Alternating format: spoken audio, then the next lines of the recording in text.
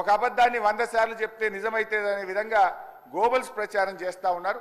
అందుకే ఈ శాసనసభ వేదికగా సభ్యులకు రాష్ట్ర ప్రజలకు కూడా ఈ 7 లక్షల కోట్ల అప్పు అని కాంగ్రెస్ పార్టీ చేస్తున్న ప్రచారం తప్పు అని ఈ సభ ద్వారా రాష్ట్ర ప్రజలకు నేను తెలియజేయదలుచుకున్న అధ్యక్ష ఆర్బీఐ కంటే గొప్ప వాళ్ళు అయితే ఉండరు అధ్యక్ష. ఇన్ఫ్యాక్ట్ అధ్యక్ష ఈ 4,17,496 కోట్లలో కూడా 10 ఏళ్ల బీఆర్ఎస్ పాలనలో 4-5 ప్రత్యేకమైన విషయాలు ఉన్నాయి. 2 వరుస కరోనా సంవత్సరాలు రావడం వల్ల కేంద్ర ప్రభుత్వం అప్పుడు మొత్తం దేశం యొక్క ఎకానమీ అతలాకుతలమైంది. మీరు రాష్ట్రాలు 1.75% అదనంగా అప్పులు తీసుకోండి, క్యాపిటల్ ఎక్స్పెండిచర్ చేయండి అని కేంద్ర ప్రభుత్వం చెప్పడం వల్ల మనము తీసుకున్నటువంటి అప్పులు కూడా ఉన్నాయి. ఇది కాకుండా ఉదయ్ స్కీమ్ ద్వారా సార్ లెట్ మీ కంప్లీట్, ఆ తర్వాత అని చెప్పమనండి. Let me complete. Speaker sir, Harish Rao గారు సభలో చాలా సంవత్సరాల నుంచి ఉన్నా అని చెప్తా ఉన్నారు. వారికి అన్ని రూల్స్ తెలుసు, నిబంధనలు అన్నీ తెలుసు.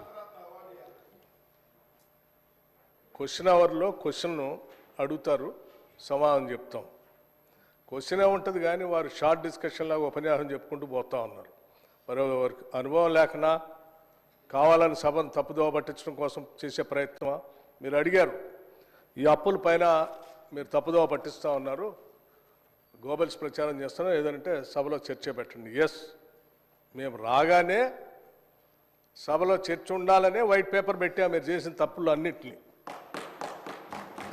మళ్ళీ కావాలని అడుగుతుంటే మాకేం అభ్యంతరం లేదండి. మేము అసలు పూర్తిగా ఈ సభకి రాష్ట్ర ప్రజలకి వాస్తవాలన్నీ తెలియాలనేటువంటి ఆలోచనలో స్పష్టంగా ట్రాన్స్పరెంట్గా ఉన్న గవర్నమెంట్ ఇది. ఏది దాచుకోవాలని ప్రయత్నం చేయాలి మీలాగా.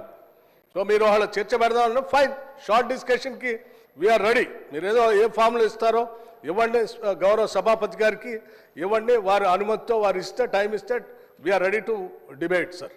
అంతేగాని ప్రశ్నలంతా వదిలిపెట్టి మొత్తం పాత కథలన్నీ చెప్పుకుంటూ వారి చరిత్ర అంతా చెప్పుకోవడానికి ప్రయత్నం చేస్తే అది